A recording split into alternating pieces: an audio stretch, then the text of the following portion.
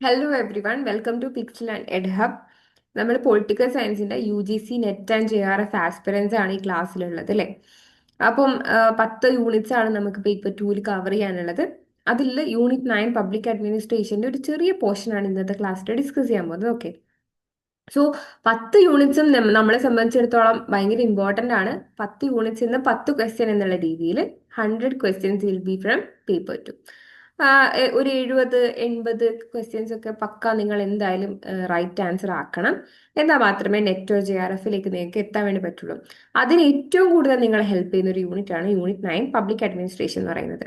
Okay, public administration എന്ന് പറയുന്ന chapter നിങ്ങൾ പഠിച്ചു പോയി കഴിഞ്ഞാൽ ഉറപ്പായിട്ടും ആ 10 ക്വസ്റ്റ്യനും നിങ്ങൾക്ക് ഫുൾ മാർക്ക് വാങ്ങാൻ വേണ്ടി പറ്റും. ബിക്കോസ് എന്താണോ പഠിപ്പിക്കുന്നത് അത് മാത്രം വരുന്ന ഒരു യൂണിറ്റ് മാത്രമാണ് യൂണിറ്റ് 9 എന്ന് പറയുന്നത്. ഔട്ട് ഓഫ് സിലബസ് ആയിട്ടുള്ള ക്വസ്റ്റ്യൻസ് കാണില്ല, നിങ്ങളെ കുഴപ്പിക്കുന്ന ക്വസ്റ്റ്യൻസ് കാണില്ല. അങ്ങനെയുള്ള ഒരു യൂണിറ്റ് ആണ് യൂണിറ്റ് 9 എന്ന് പറയുന്നത്. എന്താണോ നമ്മൾ പഠിച്ചു പോകുന്നത് അത് തന്നെ ക്വസ്റ്റ്യൻ ആയിട്ട് വരുന്ന ഒരു unit. Okay, let start with today's topic. ഞാനിവിടെ കുറച്ച് സെലക്റ്റഡ് ആയിട്ടുള്ള PYQs എടുത്തിട്ടുണ്ട്. ഇപ്പം ജൂൺ 2025 ലേറ്റസ്റ്റ് ആയിട്ടുള്ള ക്വസ്റ്റ്യൻ പേപ്പർ കിട്ടിയത് കൊണ്ട് തന്നെ അതിലൊന്ന് രണ്ട് ക്വസ്റ്റ്യൻ ആണ് ഇവിടെ എടുത്തിരിക്കുന്നത്. ഇമ്പോർട്ടൻ്റ് ആയിട്ടുള്ള പോർഷൻ ആണ് ഡിസ്കസ് ചെയ്യാൻ പോകുന്നത്. സോ നിങ്ങൾ ഇത് പഠിച്ചു കഴിഞ്ഞാൽ നിങ്ങൾക്ക് ഇനിയുള്ള എക്സാമിന് ഉപയോഗപ്പെടുത്തുന്ന രീതിയിലായിരിക്കും ഉണ്ടാകുന്നത്. പിന്നെ നമ്മൾ എന്തിനാണ് PYQ പഠിക്കുന്നത് എന്നുള്ളത്. PYQs എന്ന് പറഞ്ഞു കഴിഞ്ഞാൽ പ്രീവിയസ് ഇയർ ക്വസ്റ്റ്യൻ പേപ്പേഴ്സിൽ നിന്നുള്ള ക്വസ്റ്റ്യൻസ് ആണ്. ഓക്കെ, പ്രീവിയസ് ഇയറിലുള്ള ക്വസ്റ്റ്യൻസ് കണ്ടാൽ മാത്രമേ നമുക്ക് ഇപ്പോഴുള്ള എക്സാമിന്റെ ട്രെൻഡ് എങ്ങനെയാണ് പോയിക്കൊണ്ടിരിക്കുന്നത് എന്നുള്ള കാര്യം നമുക്ക് മനസ്സിലാവുള്ളൂ. സോ ജൂൺ എക്സാമിലെ ക്വസ്റ്റ്യൻ പേപ്പർ നോക്കിക്കഴിഞ്ഞാൽ ഇനി വരുന്ന എക്സാമുകൾ എങ്ങനെ ഉണ്ടാവും എന്നുള്ള കാര്യം നിങ്ങൾക്ക് പ്രെഡിക്റ്റ് ചെയ്യാൻ വേണ്ടി പറ്റും. ബിക്കോസ് ആ ടൈപ്പ് ഓഫ് ക്വസ്റ്റ്യൻസ് അല്ലെങ്കിൽ ഒരു മോഡൽ ഓഫ് ക്വസ്റ്റ്യൻസ് ആണ് നിങ്ങൾക്ക് ഇനിയുള്ള എക്സാമിന് കാണാൻ പറ്റുന്നത്. ശരിക്കും ഒരു നെറ്റ് ഓർ JRF ആസ്പിറൻസ് ചെയ്യേണ്ട ഒരു കാര്യം എന്ന് വെച്ച് കഴിഞ്ഞാൽ നിങ്ങൾ PYQs 5-6 വർഷത്തെ PYQs എന്ന് പറഞ്ഞു കഴിഞ്ഞാൽ 2 ടേംസിലാണല്ലോ എക്സാം ഉണ്ടാകുന്നത്. അപ്പം ഡിസംബർ ജൂൺ ഷിഫ്റ്റ് നോക്കുകയാണെങ്കിൽ ചിലപ്പോൾ 2 ഷിഫ്റ്റുള്ള എക്സാമുകളുണ്ട്. അപ്പം അത്രയും ക്വസ്റ്റ്യൻ പേപ്പേഴ്സ്, അതായത് ഒരു വർഷം 4 ക്വസ്റ്റ്യൻ പേപ്പർ മാക്സിമം കിട്ടാൻ ചാൻസ് ഉണ്ട്. ആ ക്വസ്റ്റ്യൻ പേപ്പർ എടുത്തു വെച്ചിട്ട് നിങ്ങൾ പ്രാക്ടീസ് ചെയ്യണം. ബിക്കോസ് PYQസിൽ നിന്ന് തന്നെയാണ് NT എപ്പോഴും ക്വസ്റ്റ്യൻസ് ഇടാറുള്ളത്. ഒരു ഏരിയ എപ്പോഴും റിപ്പീറ്റഡ് ആയിട്ട് വരും, പക്ഷെ ഒരിക്കലും ക്വസ്റ്റ്യൻസ് സിമിലർ ആയിട്ട് റിപ്പീറ്റഡ് ആയിട്ട് വരാൻ ചാൻസ് ഇല്ല. ഏരിയ നമ്മൾ മനസ്സിലാക്കി കഴിഞ്ഞാൽ, ഇപ്പം യൂണിറ്റ് 9 പബ്ലിക് അഡ്മിനിസ്ട്രേഷന്റെ ഏരിയ നമ്മൾ മനസ്സിലാക്കി കഴിഞ്ഞാൽ ആ യൂണിറ്റ് നമുക്ക് ആ ഏരിയയിൽ നിന്ന് തന്നെ പഠിച്ചു പോവാം, അല്ലെങ്കിൽ ഡീപ്പായിട്ട് നമുക്ക് അതിലേക്ക് പോയി നോക്കാം. അത്തരത്തിൽ നമ്മളെ ഹെൽപ്പ് ചെയ്യുന്ന ഒരു രീതിയാണ് PYQs പഠിക്കുന്നതിലൂടെ കിട്ടുന്നത്. ഓൾസോ PYQയിലുള്ള 4 ഓപ്ഷൻസ് നമുക്ക് ഇമ്പോർട്ടൻ്റ് ആണ്. ഒരു ക്വസ്റ്റ്യൻ ഒരു ആൻസറേ കാണുള്ളൂ. വളരെ കുറഞ്ഞ സമയത്ത് വളരെ ചുരുക്കം ചില ക്വസ്റ്റ്യൻസിന് മാത്രമേ പിന്നെ NTയിലൂടെ അബദ്ധവശാൽ 2 ഓപ്ഷനൊക്കെ ആൻസറിലേക്ക് വരാറുള്ളൂ. എനിവേസ്, അല്ലെങ്കിൽ നമ്മൾ ഡ്രോപ്പ്ഡ് ക്വസ്റ്റ്യൻ ആയിരിക്കണം. അത്തരത്തിൽ മാത്രമേ ക്വസ്റ്റ്യൻസിൽ എന്തെങ്കിലും മാറ്റങ്ങൾ ഉണ്ടാവുള്ളൂ. എനിവേസ്, ഒരു ക്വസ്റ്റ്യനിൽ ഒരു ഓപ്ഷൻ ശരിയാണെങ്കിൽ ബാക്കി 3 ഓപ്ഷൻ എന്തുകൊണ്ട് റോങ് ആയി, അല്ലെങ്കിൽ 3 ഓപ്ഷൻ വെച്ച് എന്തൊക്കെ ക്വസ്റ്റ്യൻ നമുക്ക് ഇനി എക്സ്പെക്ട് ചെയ്യാം എന്നുള്ള രീതിയിൽ ഡീപ്പായിട്ട് പഠിക്കാൻ വേണ്ടിയിട്ട് നിങ്ങളെ PYQ അനാലിസിസ് എന്നതിലൂടെ ഹെൽപ്പ് ചെയ്യാറുണ്ട്. സോ PYQ നിങ്ങൾ പഠിക്കുന്ന സമയത്ത് നിങ്ങൾ ഒരു ക്വസ്റ്റ്യൻ അല്ല, പകരം ആ ക്വസ്റ്റ്യന്റെ പോർഷൻ നിങ്ങൾ പഠിക്കും. ഓക്കെ, എന്തുകൊണ്ട് അത് ആൻസർ ആയി എന്നുള്ള രീതിയിലേക്ക് പഠിക്കും. ഓൾസോ 3 ഓപ്ഷൻസ് എന്തുകൊണ്ട് റോങ് ആയി എന്ന് പഠിക്കും. ഇനി 3 ഓപ്ഷൻസ് വെച്ചിട്ട് ഇനി എന്തൊക്കെ ക്വസ്റ്റ്യൻസ് ഭാവിയിലുള്ള എക്സാമിന് വരും എന്നുള്ള രീതിയിലും പഠിക്കും. ചുരുക്കി പറഞ്ഞാൽ ഒരു PYQ ചെയ്യുന്നതിലൂടെ ഇത്രയും ലാഭം നിങ്ങൾക്ക് ഉണ്ടാവുന്നതാണ്. സോ ഈ PYQ എടുക്കുന്നു, പഠിക്കുന്നു, അതിന്റെ തിയറി ഡിസ്കസ് ചെയ്യുന്നു എന്നുള്ള രീതിയിലാണ് ഇന്നത്തെ ക്ലാസ് പോകുന്നത്. Let's go to the first question. June 2025 question ആണ്. And the question is Abraham Maslow's theory of needs in the hierarchy consist of എന്നുള്ള രീതിയിലാണ്. എന്താ മൾട്ടിപ്പിൾ ആൻസർ ക്വസ്റ്റ്യൻ ആണ് ഈ ഒരു ക്വസ്റ്റ്യൻ എന്ന് പറയുന്നത്. മൾട്ടിപ്പിൾ ആൻസർ എന്ന് പറഞ്ഞാൽ ABCDE എന്ന് പറഞ്ഞിട്ട് മൾട്ടിപ്പിൾ ആൻസേഴ്സ് ഉണ്ട്. അതിൽ കോഡ് ക്വസ്റ്റ്യൻ ആണ്. ഓൾസോ കോഡഡ് ആണ്. കോഡ് നിങ്ങൾ നോക്കേണ്ടതാണ്. A. Physiological needs. B. Esteem needs. C. Security needs. D. Self-actualization needs. E. Spiritual needs. ഇതിൽ choose the most appropriate answer from the options given below. ഇതാണ് question. ചുരുക്കി പറഞ്ഞ ഇതാണ് question. Abraham മാസ്ലോവിന്റെ theory of needs പഠിച്ച ഒരു കുട്ടിക്ക് easy ആയിട്ട് സ്കോർ ചെയ്യാൻ പറ്റുന്ന ക്വസ്റ്റ്യൻ ആണിത്. ഇപ്പം എന്നെ സംബന്ധിച്ചിടത്തോളം ഈ ഒരു ക്വസ്റ്റ്യൻ ആകുന്ന സമയത്ത് ഞാൻ 1-2 സെക്കൻഡ്സ് കൊണ്ട് ഈ ഒരു ക്വസ്റ്റ്യൻ ഞാൻ സോൾവ് ചെയ്യും. ഓക്കെ, ഓപ്ഷനിലേക്ക് പോവാം. CDE only, BCDE only, ACE only, ABCD only എന്നുള്ളതാണ് ഓപ്ഷൻ. അറിയോ? ആർക്കെങ്കിലും ആൻസർ അറിയെങ്കിൽ നിങ്ങൾക്ക് പറയാട്ടോ. യെസ്, എനിവേസ് ഓപ്ഷൻ ഇ എന്ന് പറയുന്ന ഓപ്ഷൻ ഇ അല്ല, ഇ എന്ന് പറയുന്ന പോർഷനിൽ കൊടുത്ത ആൻസർ, അതായത് spiritual needs. Okay, spiritual needs എന്ന് പറയുന്ന ഒരു കാര്യത്തെ പറ്റി എബ്രഹാം മാസ്ലോ ഡിസ്കസ് ചെയ്യുന്നില്ല. ഓക്കെ, അപ്പം ഓപ്ഷൻ ഇ ഒഴിവാക്കിയിട്ട് ഈ ഇല്ലാത്ത ഏതാണോ ഓപ്ഷൻ ഉള്ളത്, എ ബി സി ഡി എന്ന് പറഞ്ഞിട്ടുള്ള ഫോർത്ത് വൺ മാത്രമാണ് ഈ ഇല്ലാത്തത്. ഓപ്ഷൻ വണ്ണിലും ടൂലും ത്രീയിലും ഇ എന്ന് പറയുന്ന ഓപ്ഷൻ കൊടുത്തത് കൊണ്ട് തന്നെ ഫോർത്ത് ഈസ് ദി ആൻസർ, അല്ലെങ്കിൽ D is the answer, because ആ ഒരു കാര്യം ഒഴിവാക്കി കഴിഞ്ഞാൽ അതാണ് ആൻസർ വരുന്നത്. Okay, A B C D is the answer എന്ന രീതിയിലേക്ക് നമുക്ക് എത്താൻ വേണ്ടി പറ്റും. ഇതിപ്പോ ഞാൻ എങ്ങനെ സോൾവ് ചെയ്തത്, ഈ ഒരു തിയറി ഞാൻ പച്ചവെള്ളം പോലെ പഠിച്ചുകൊണ്ടാണ് എനിക്ക് ഇത്ര പെട്ടെന്ന് സോൾവ് ചെയ്യാൻ പറ്റുന്നത്. ഇനി നമുക്ക് ആ തിയറിയിലേക്ക് പോവാം. എങ്ങനെ തിയറി നോക്കാം. ഹയറാർക്കി ഓഫ് നീഡ്സ് തിയറി എന്നുള്ളതാണ് തിയറിന്റെ പേര്. എബ്രഹാം ഹെറോൾഡ് മാസ്ലോ എന്ന് പറയുന്ന തിയറിസ്റ്റ് ആണ് ഈ ഒരു തിയറി തന്നിരിക്കുന്നത്. Okay, he was an American psychologist and a leading proponent of humanistic psychology. Humanistic സൈക്കോളജിയിലെ ലീഡിംഗ് പ്രൊപ്പണന്റ് ആയിട്ടുള്ള എബ്രഹാം മാസ്ലോ ഒരു അമേരിക്കക്കാരനാണ്. അമേരിക്കക്കാരനാണെന്നുള്ള പോയിന്റ് വരെ നിങ്ങൾ ഓർത്ത് വെക്കേണ്ടതാണ്. ബിക്കോസ് ഈയിടെയായിട്ട് NTA ഒരു തിയറിസ്റ്റ് അദ്ദേഹത്തിന്റെ ജനിച്ച സ്ഥലം, അല്ലെങ്കിൽ ജനിച്ച് കുറച്ച് കാലത്തിന് ശേഷം വേറെ എവിടെയെങ്കിലും മൂവ് ചെയ്തിട്ട് അവിടുത്തെ സിറ്റിസൺ ആയിട്ടുണ്ടെങ്കിൽ ഏതൊക്കെ രാജ്യത്തെ സിറ്റിസൺ ആയിരുന്നു, ഇമാതിരി ക്വസ്റ്റ്യൻസ് ഒക്കെ ചോദിച്ചിട്ടുണ്ട്. അതുകൊണ്ട് തന്നെ നിങ്ങൾ എബ്രഹാം മാസ്ലോ ഏത് നാഷണാലിറ്റി ആണ് അദ്ദേഹത്തിൻ്റെത് എന്നുള്ളത് ജസ്റ്റ് ഒന്ന് ഓർത്ത് വെക്കുക. ഓക്കെ, അതൊന്ന് ജസ്റ്റ് നോട്ട് ചെയ്ത് ഓർത്ത് വെക്കുക. എനിവേസ്, ഹ്യൂമനിസ്റ്റിക് സൈക്കോളജി പഠിച്ച ഒരു സൈക്കോളജിസ്റ്റ് ആണ് എബ്രഹാം ഹെറോൾഡ് മാസ്ലോ എന്ന് പറയുന്നത്. അദ്ദേഹം ഫോക്കസ് ചെയ്ത കാര്യങ്ങൾ എന്ന് വെച്ച് കഴിഞ്ഞാൽ human potential, growth, motivation and self fulfilment, ഇത്തരത്തിലുള്ള കാര്യങ്ങൾ. ഓക്കെ, പെസിമിസ്റ്റിക് ആയിട്ടുള്ള views of behaviourism and psycho analysis ആയിരുന്നു അദ്ദേഹത്തിന്റെ ടോപ്പിക്സ് എന്ന് പറയുന്നത്. ഇതൊക്കെ ഡിസ്കസ് ചെയ്ത സമയത്ത്, ഇതൊക്കെ പഠിച്ച സമയത്ത് അദ്ദേഹം രൂപപ്പെടുത്തിയ തിയറിയാണ് ഹൈറാർക്കി ഓഫ് നീഡ്സ് എന്ന് പറയുന്നത്. പേരിൽ തന്നെ നോക്കിക്കഴിഞ്ഞാൽ എന്താണ് തിയറി എന്ന് മനസ്സിലാവും. നീഡ്സിന്റെ ഹൈറാർക്കി, അതായത് ഒരു മനുഷ്യന് ജനിച്ചു വീഴുന്നത് തൊട്ട് മരണം വരെ അദ്ദേഹത്തിന് ഒരുപാട് ആവശ്യങ്ങൾ കാണും, അല്ലെ? നമ്മളെ സംബന്ധിച്ചിടത്തോളം നമുക്ക് ഒരുപാട് ആവശ്യങ്ങളുണ്ട്. ഫോർ എക്സാമ്പിൾ, എനിക്കൊരു കാറ് വാങ്ങണം, ജീപ്പ് വാങ്ങണം, അല്ലെങ്കിൽ എനിക്ക് എന്തെങ്കിലും ഫുഡ് ഐറ്റംസ് വാങ്ങണം, അല്ലെങ്കിൽ എനിക്കൊരു ബംഗ്ലാവ് വാങ്ങണം, എനിക്ക് കാശ്മീരിൽ ട്രിപ്പ് പോകണം, എനിക്ക് ഓസ്ട്രേലിയയിൽ പോകണം. ഇത്തരത്തിൽ ആവശ്യങ്ങൾ എന്ന് പറഞ്ഞു കഴിഞ്ഞാൽ നമ്മൾ ഒരു കാരണവശാലും അത് തീരാത്തതാണ്, അല്ലെ? ഒന്ന് തുടങ്ങി 10,000 ആവശ്യങ്ങളിലേക്ക് എത്തുന്ന രീതിയിലാണ് ഒരു മനുഷ്യന്റെ ലൈഫും കിടക്കുന്നത്.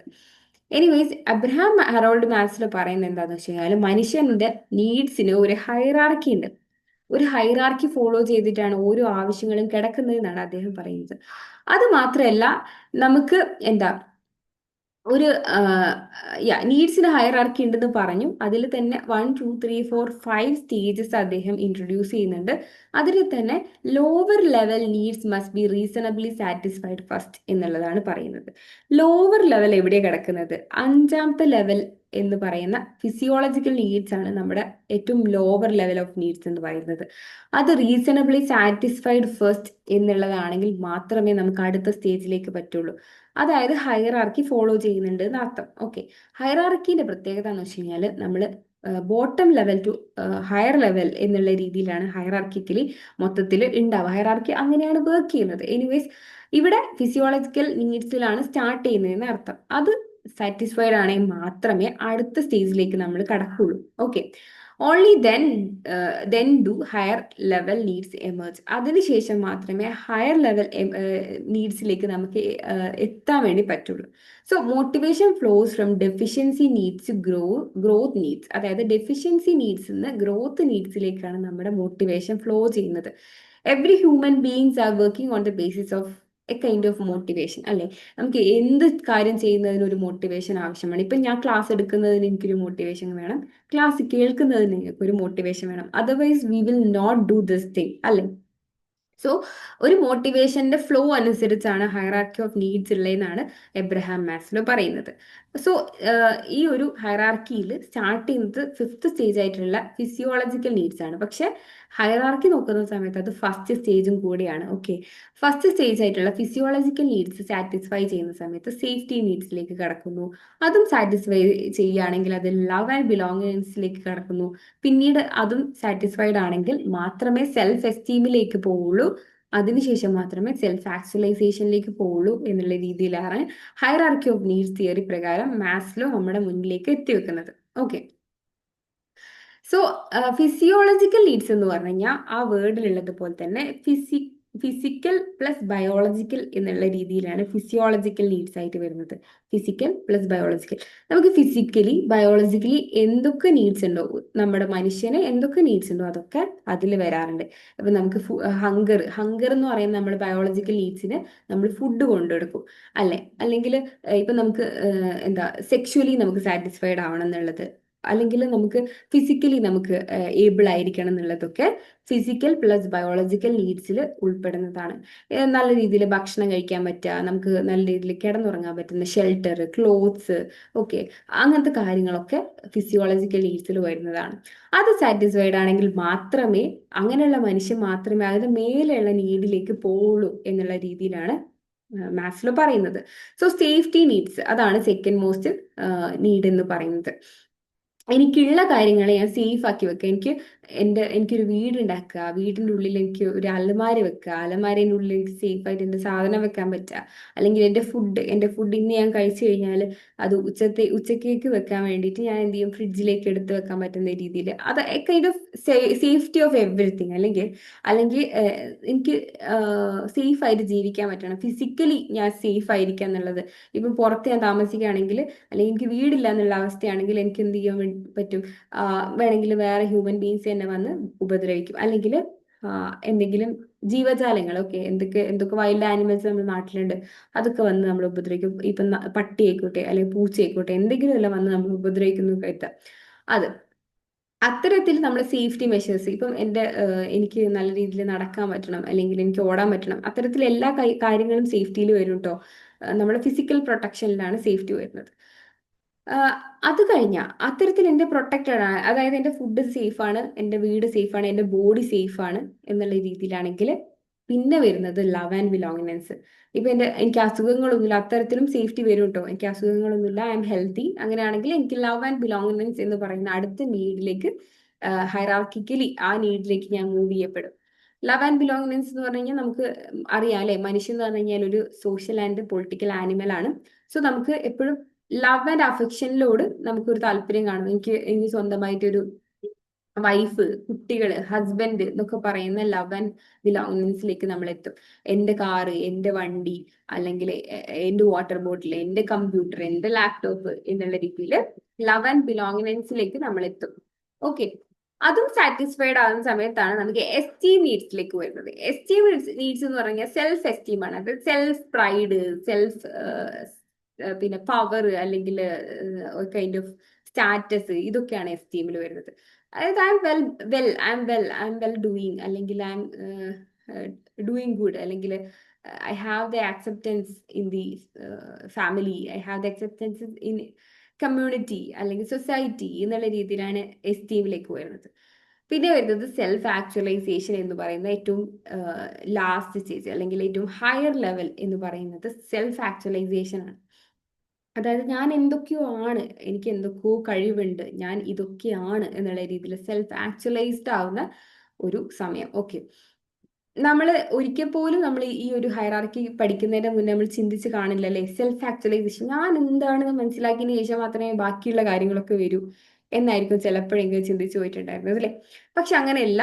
സെൽഫ് ആക്ച്വലൈസേഷൻ എന്ന് പറയുന്നത് നമുക്ക് ശ്വസിക്കാൻ വായു, കഴിക്കാൻ ഭക്ഷണം, നമുക്കൊരു ഫാമിലി, അതന്നെ സേഫ് ആയിരിക്കുക, അല്ലെങ്കിൽ നമുക്കൊരു ഫാമിലിയിൽ ആക്സെപ്റ്റൻസ് കിട്ടുന്നത്, കമ്മ്യൂണിറ്റിയിൽ ആക്സെപ്റ്റൻസ് കിട്ടുന്നത്, അത്തരത്തിലൊക്കെ എത്തുന്ന സമയത്താണ് നമ്മൾ സെൽഫ് ആക്ച്വലൈസേഷൻ എന്ന് പറയുന്ന ഏറ്റവും പരമപ്രധാനമായ സ്റ്റേജിലേക്ക് എത്തുള്ളൂ എന്നാണ് അബ്രഹാം മാസ്ലോ പറയുന്നത്. ഓക്കെ, ഞാൻ ആരാണ്, ഞാൻ എവിടെയാണ്, ഞാൻ എന്താണ്, ഞാൻ എവിടെ എത്തി നിൽക്കുന്നു എന്നുള്ള കാര്യങ്ങളൊക്കെ മനസ്സിലാക്കുക സെൽഫ് ആക്ച്വലൈസേഷന്റെ ഭാഗമായിട്ടാണ്. Okay, so every need has A hierarchy and this is the hierarchical order എന്നുള്ള രീതിയിൽ നിങ്ങൾ മനസ്സിലാക്കുക. ഓക്കെ, അത് ജസ്റ്റ് അവിടെ മെൻഷൻ ചെയ്തിട്ടുണ്ട്, നിങ്ങളതൊന്ന് വായിച്ചു നോക്കാം. ഇനി മാസ്ലോന്റെ ബുക്ക് ഇമ്പോർട്ടന്റ് ആണ്, മെയിൻ ബുക്സ് മാത്രമേ അവിടെ കൊടുത്തിട്ടുള്ളൂ. മോട്ടിവേഷൻ ആൻഡ് പേഴ്സണാലിറ്റി എന്ന് പറയുന്ന book 1954, towards the psychology of being എന്ന് പറയുന്ന 1962 book, the farther reaches of human nature എന്ന് പറയുന്ന 1971 ബുക്ക്.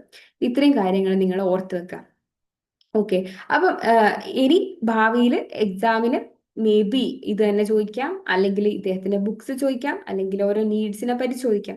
അപ്പം ഈ ഒരു ക്വസ്റ്റ്യൻ ചെയ്യുന്നതിലൂടെ നമ്മൾ എന്ത് ചെയ്തു, നമ്മൾ നീഡ്സ് പഠിച്ചു, തിയറി പഠിച്ചു, അല്ലെങ്കിൽ ഈ തിയറി തന്ന തിയറിസിനെ പറ്റി നമ്മൾ പഠിച്ചു, അദ്ദേഹത്തിന്റെ മെയിൻ ബുക്സ് പഠിച്ചു, അത് ആ തിയറിയിലേക്ക് ഡീപ്പായിട്ട് പോയി. ഇത്തരത്തിലൊക്കെയാണ് നമ്മൾ പഠിച്ചത് അല്ലേ. സോ PYQ പഠിക്കുന്ന സമയത്ത് ഇങ്ങനെ വേണം പഠിക്കാൻ. ഓക്കെ, നെക്സ്റ്റ് ക്വസ്റ്റ്യൻ നോക്കി കഴിഞ്ഞാൽ ഹൂ റോട്ട് ദ ബുക്ക്. ഇതും ജൂൺ 2025 ക്വസ്റ്റ്യൻ ആണ് കേട്ടോ. Who wrote the book Roman agrarian history and significance for public and private law. Okay, Jawaharlal Nehru, Max Weber, Adam Smith, Woodrow Wilson. ഇതാണ് ക്വസ്റ്റ്യൻ. ആൻസർ എന്താ വരിക? Max Weber is the answer. Okay, ഇനി ആരാണ് Max Weber? Who was Max Weber? Max Weber എന്ന് പറയുന്നത് German സോഷ്യോളജിസ്റ്റും എക്കണോമിസ്റ്റും political തിങ്കറും ആയിട്ടുള്ള വ്യക്തിയാണ് max Weber എന്ന് പറയുന്നത്. He is considered one of the founders of modern sociology. Modern സോഷ്യോളജിന്റെ ഫൗണ്ടേഴ്സിൽ ഒന്നായിട്ടും ഇദ്ദേഹത്തിനെ കണക്കാക്കുന്നുണ്ട്. അത് മാത്രമല്ല, സോഷ്യോളജിസ്റ്റ് ആണ്, എക്കണോമിസ്റ്റ് ആണ്, പൊളിറ്റിക്കൽ തിങ്കറും കൂടിയാണ്. അപ്പം അദ്ദേഹത്തിന്റെ ഒരു കപ്പാസിറ്റി എന്ന് പറഞ്ഞു കഴിഞ്ഞാൽ നിങ്ങൾ ആലോചിച്ച് നോക്കണം, അത്രയും അടിപൊളിയായിട്ടുള്ളൊരു തിങ്കറാണ്. സോഷ്യോളജി പഠിക്കുന്നവർക്ക്, എക്കണോമിക്സ് പഠിക്കുന്നവർക്ക്, പൊളിറ്റിക്സ് പഠിക്കുന്നവർക്കും ഒക്കെ മാക്സ് വെബർ ഒരു ഇമ്പോർട്ടൻറ്റ് ടോപ്പിക് തന്നെയാണ്. ഓക്കെ, സോ ഇദ്ദേഹത്തിന്റെ കോൺട്രിബ്യൂഷൻസ് നോക്കാം. ഇദ്ദേഹത്തിന്റെ കോൺട്രിബ്യൂഷൻസ് എന്ന് പറയുന്ന സമയത്ത് interpretive sociology, okay, interpretive sociology, bureaucracy theory, authority and legitimacy, sociology of religion, rationalisation of society എന്നൊക്കെ പറയുന്നത് ഇദ്ദേഹത്തിന്റെ ഫേമസ് ആയിട്ടുള്ള കോൺട്രിബ്യൂഷൻസ് ആണ്. ഓക്കെ, സോഷ്യോളജിന്റെ ഇന്റർപ്രറ്റീവ് വ്യൂ തന്നത് ഇദ്ദേഹത്തിന്റെ ഒരു ഭയങ്കര ഒരു കോൺട്രിബ്യൂഷൻ ആണ്. ബ്യൂറോക്രസി തിയറി എന്ന് പറഞ്ഞു കഴിഞ്ഞാൽ നമുക്ക് ഇഷ്ടമാതിരി ഈ ഒരു യൂണിറ്റിൽ തന്നെ പഠിക്കാനുണ്ട്. എന്താണ് വാട്ട് ഇസ് ബ്യൂറോക്രസി, ബ്യൂറോക്രസിയുടെ തിയറി എന്താണ് എന്നുള്ള രീതിയിലൊക്കെ നമുക്ക് പഠിക്കാനുമുണ്ട്. അതായത് ഒരു പബ്ലിക് അഡ്മിനിസ്ട്രേഷന്റെ ഭാഗമായിട്ട് വർക്ക് ചെയ്യുന്ന ഓഫീസേഴ്സ് ആണ് ബ്യൂറോക്രസി എന്ന് പറയുന്നത്. അതിൽ തന്നെയുള്ള theories. Okay, authority and legitimacy. ആർക്കാണ് അതോറിറ്റി ഉണ്ടാകുന്നത്, എപ്പോഴാണ് അതോറിറ്റി ലെജിറ്റിമേറ്റ് ആവുന്നത്, ഇങ്ങനെയുള്ള കാര്യങ്ങൾ ഡിസ്കസ് ചെയ്യുന്നതാണ് authority and legitimacy. Sociology of religion എന്ന് പറയുന്ന അദ്ദേഹത്തിന്റെ ഒരു ബുക്ക് കൂടെ ഉണ്ട്. ഓക്കെ, റിലീജിയന്റെ സോഷ്യോളജി പറയുന്ന ഒരു തിയറിയാണ്, കൈൻഡ് ഓഫ് തിയറിയാണ് അത് കേട്ടോ. Rationalization of society, that is human ബീയിങ്സിനെ പോലെ തന്നെ സൊസൈറ്റിയും റാഷണലൈസ്ഡ് ആണ്, അല്ലെങ്കിൽ റാഷണൽ ആണ് എന്ന് പറയുന്ന തിയറിയാണ് അദ്ദേഹത്തിന്റെ റാഷണലൈസേഷൻ ഓഫ് സൊസൈറ്റി എന്ന് പറയുന്നത്. ഇനി അദ്ദേഹത്തിന്റെ ബുക്സ് നോക്കിക്കഴിഞ്ഞാൽ Roman agrarian history and it significance for public and private law എന്ന് പറയുന്നത് വൺ ഓഫ് ഹിസ് ഫസ്റ്റ് ബുക്കാണ്. ഓക്കെ, അദ്ദേഹം എഴുതിയതിൽ തന്നെ ഏറ്റവും ഫസ്റ്റ് എഴുതിയ ബുക്കാണ് റോമൻ അഗ്രേറിയൻ ഹിസ്റ്ററി എന്ന് പറയുന്നത് 1891. ഇയറും ഇമ്പോർട്ടൻ്റ് ആണ്, ബിക്കോസ് ഇനി വരുന്ന എക്സാമിന് വേണമെങ്കിൽ അത് പബ്ലിഷ് ചെയ്ത് ഇയർ ചോദിക്കാം. അപ്പൊ നമ്മൾ പറയാൻ പാടില്ല ഇതൊക്കെ ഔട്ട് ഓഫ് സിലബസ് ആണെന്ന് പറയാൻ പാടില്ല, ബിക്കോസ് NTA നമ്മളോട് സൂചിപ്പിച്ച് കഴിഞ്ഞു. അതായത് Roman agrarian history and significance for public and private law ഒരു പ്രാവശ്യം ചോദിച്ചു കഴിഞ്ഞാൽ ഇനി ആ ബുക്കിനെ ചുറ്റിപ്പറ്റിയുള്ള കാര്യങ്ങളൊക്കെ നമ്മൾ പഠിക്കണം. അല്ലെങ്കിൽ മാക്സ് വെബർ എഴുതിയത് കൊണ്ട് തന്നെ മാക്സ് വെബറുമായി റിലേറ്റഡ് ആയിട്ടുള്ള കുറെ കാര്യങ്ങൾ നമ്മൾ പഠിച്ചു വെക്കണം. അങ്ങനെ ഏരിയ നമുക്ക് സ്പെസിഫൈ ചെയ്ത് പറഞ്ഞു തരികയാണ് NTA ചെയ്യുന്നത്. അടുത്ത ക്വസ്റ്റ്യൻ എപ്പോഴും, അല്ലെങ്കിൽ അടുത്ത ടേമിലുള്ള അടുത്ത എക്സാമിൽ എപ്പോഴും എന്തായിരിക്കും, അതുമായി റിലേറ്റഡ് ആയിട്ടുള്ള ക്വസ്റ്റ്യൻ എപ്പോഴും കാണും. അത്തരത്തിലാണ് NTA ഇത്രയും കാലം പോയിക്കൊണ്ടിരിക്കുന്നത്. ഇനി ഇങ്ങനെ തന്നെ ആവാനാണ് ചാൻസ്. ഓക്കെ, വേറെ എന്തെങ്കിലും സംഭവിക്കുന്നുള്ളത് നമുക്കറിയില്ല. സെക്കൻഡ് വൺ എന്ന് പറയുന്നത് the history of commercial partnership in middle ages 1889 എഴുതിയ ബുക്കാണ്. The Protestant ethics and the spirit of capitalism 1905. ഇത് മുന്നേ ഉള്ള ഒരു PYQ ആയിരുന്നു കേട്ടോ, പ്രൊട്ടസ്റ്റന്റ് എത്തിക് എന്ന് പറയുന്നത്. സോ ആ തവണ ആ ഒരു എക്സാമിന് ഈ ഒരു ക്വസ്റ്റ്യൻ ആണ്, അതായത് ഈ ഒരു ബുക്കിനെ പറ്റിയാണ് ചോദിച്ചെങ്കിൽ പിന്നീട് ഇപ്പൊ കഴിഞ്ഞ ജൂൺ 2025 ക്വസ്റ്റ്യൻ എന്ന് പറയുന്നത് അദ്ദേഹത്തിന്റെ മാക്സ് വെബറിന്റെ വേറൊരു ബുക്ക് ചോദിച്ചു. മനസ്സിലായില്ലേ? അങ്ങനെയാണ് നമുക്ക് കാര്യങ്ങൾ മനസ്സിലാക്കേണ്ടത്. എക്കണോമി ആൻഡ് സൊസൈറ്റി എന്ന് പറയുന്ന 1922 book, the methodology of the social science എന്ന് പറയുന്നത് ഒരു essay ആണ്. ദ റിലീജിയൻ ഓഫ് ചൈന എന്ന് പറയുന്നത് 1950 എഴുതിയതാണ്. The religion of India 1916. Ancient ജുഡൈസം എന്ന് പറയുന്നത് 17 മുതൽ 19 വരെ എഴുതിയ ബുക്കാണ്. Politics as A vacation 1990. Politics as A vacation എന്ന് പറയുന്നത് മാത്സ് ദ ലിസ്റ്റ് 1 and 2 എന്ന് പറയുന്ന ക്വസ്റ്റ്യൻ ഉണ്ടല്ലോ. ഓക്കെ, ടേബിൾ ടൈപ്പ് ക്വസ്റ്റ്യൻ, അതിൽ ഒരുപാട് തവണ വന്നിട്ടുള്ള ഒരു ക്വസ്റ്റ്യൻ ആണ് politics as A vacation. And ഇപ്പുറത്തെ ഭാഗത്ത് ഓതർ ആയിരിക്കും കൊടുത്തിരിക്കുന്നത്, മാക്സ് വെബറായിട്ട് മാച്ച് ചെയ്യാന്ന് പറയുന്നത്. Okay, science as A vacation എന്ന് പറയുന്ന ക്വസ്റ്റ്യനും ബുക്കും ഞാൻ കണ്ടിട്ടുണ്ട്, PYQല് കണ്ടിട്ടുണ്ട്. അപ്പൊ ഇത്രയും കാര്യങ്ങൾ നിങ്ങൾ പഠിച്ചു വെക്കാം. ഇപ്പം പൊളിറ്റിക്സ് ആസ് എ വെക്കേഷൻ കഴിഞ്ഞ ഏതോ ടേമിൽ എക്സാമിന് വന്ന സമയത്ത് ഏതെങ്കിലും ഒരു കുട്ടി ഓക്കെ ഇനി മാക്സ് വെബറിനെ പറ്റി പഠിക്കാം, അദ്ദേഹത്തിന്റെ ബുക്സിനെ പറ്റി പഠിക്കാം എന്ന് വിചാരിച്ചിട്ട് ഇതൊക്കെ പഠിച്ചു പോയിട്ടുണ്ടെങ്കിൽ ആ കുട്ടിക്ക് 1 or 2 seconds കൊണ്ട് Roman agrarian history and significance Max Weber ആണെന്നുള്ള കാര്യത്തിൽ സംശയമൊന്നും ഉണ്ടാവില്ല. അത് മാർക്ക് ചെയ്ത് ആ കുട്ടി സമയം ലാഭിച്ചിട്ട് അടുത്ത ക്വസ്റ്റ്യനിലേക്ക് പോയി നല്ല രീതിയിൽ ആ എക്സാം അറ്റൻഡ് ചെയ്യാൻ വേണ്ടി പറ്റുന്ന രീതിയിലേക്ക് മാറും. ഓക്കെ, സോ നിങ്ങളും അതുപോലെ തന്നെ ആവാം. അപ്പൊ ഇത്രയാണ് നിങ്ങൾക്ക് ഇന്നത്തെ ക്ലാസ്സിൽ നമുക്ക് ഡിസ്കസ് ചെയ്യാനുള്ളത്. Any doubt you can approach me. Okay, yes, അപ്പൊ ഇത്രയാണ് നമുക്ക് ഡിസ്കസ് ചെയ്യാനുള്ളത്. Thank you for your time. Okay, നമുക്ക് ഇനി അടുത്ത ക്ലാസ്സിൽ കാണാം. ബൈ.